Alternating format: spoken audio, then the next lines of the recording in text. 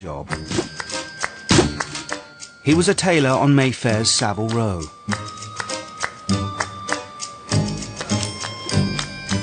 He'd started there at 16, an apprentice drilled in the craft of tailoring exquisitely cut suits for the aristocracy. He started in the mid-80s here, about 86. He would, in our opinion, would have been scruffy, but, I mean, it's classed as casual, isn't it? I mean, that's how people dress. But then, of course, as everybody's heard, I mean, he said he did drawings in Prince Charles's clothes.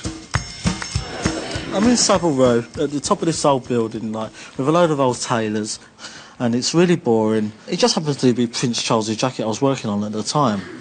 And so I draw this big willy on it. You know, with, like you do.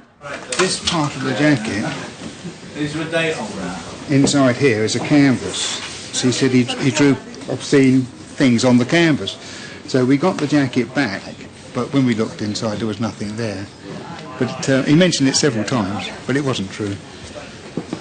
So he was a bit of a rebel, wasn't he, really?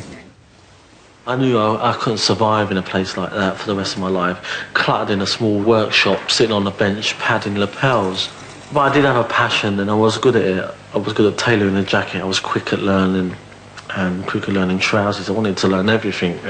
Give me everything.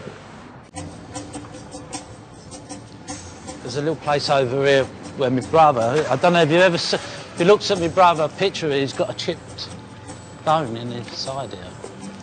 And that little fence over there is where he trod on and slipped on it and whacked it. McQueen grew up in Stratford in East London, the youngest of 6 children. His father was a cab driver and his mother a teacher. That's the house we lived at, number 11. The top, that would have been our bedroom there. There was 3 boys. We were all in one bedroom. And you can see the birds flying about up the top. And I think if you see a lot of these shows and stuff like that, there's a lot of feathers and birds type of things going on. So perhaps that's where Lee gets a lot, or got a lot of his ideas. Watching the birds of prey that nested on the estate and drawing the clothes and dresses they inspired was McQueen's childhood passion. He always wanted to be a designer. He always has. When he left school, he wasn't sure what to do. Quite a few of the family were involved in tailoring. So I just said to him, well, you know, why don't you go and try? For the first time in his life, McQueen had money. He paid back cash his family had lent him to get started, but his new wealth also created tensions. So you're head of design at Givenchy. Has that sort of part of fame for you made your mum and your dad accept your gayness more, or have they always been cool about it? No, they haven't always been cool about it. Well, my father was a London taxi driver. He would come home at night and say, God, I nearly run over a bloody queer last night in Soho. Right. And then all of a sudden everything's hunky-dory because I'm solvent. Sorry, I just can't buy that. You know, you couldn't buy it then, why are you buying it now? I didn't know till late on. My sisters and mum obviously knew, but I never did. I never looked at my brother in that way. And it wasn't until about 10 years ago, 12 years ago, maybe a bit more, he phoned me up to tell me that. So I said, well, whatever, you know, there's not nothing you can do about it. Everyone loves him the same, so that's his life. Why should I fucking do these shows when you get stupid, shitty press saying you're going to get fired from Givenchy when it's not true? Well, you know what I mean? And all the hard work I do 10 collections a year, and it's hard work. So, you know, and it's just like, sod the lot of you, I do what I like.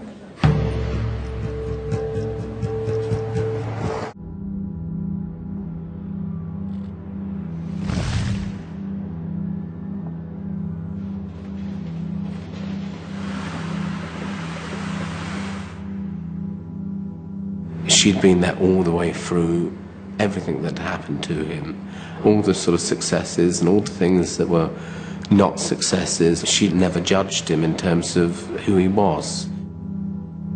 4 months after McQueen's triumph in Paris and 3 years after Isabella's suicide, McQueen's mother, Joyce, died of cancer. She was at every show. She was the first one on the list with my brother. Always got to get his mum there. Always send her a bag or coat or scarf. Always thought the world of my mum.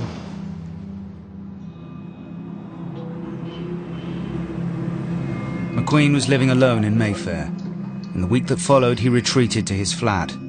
There was a launch in New York in 10 days' time. The month after that was another show and another collection. The expectations were higher than ever. The strain of his loss and the relentless pressure of work was emerging in entries on his Twitter page.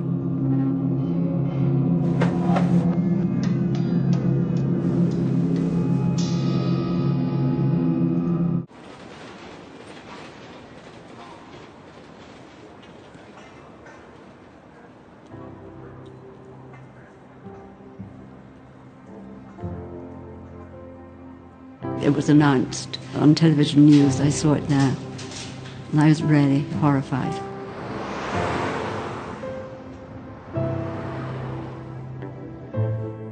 I was stunned.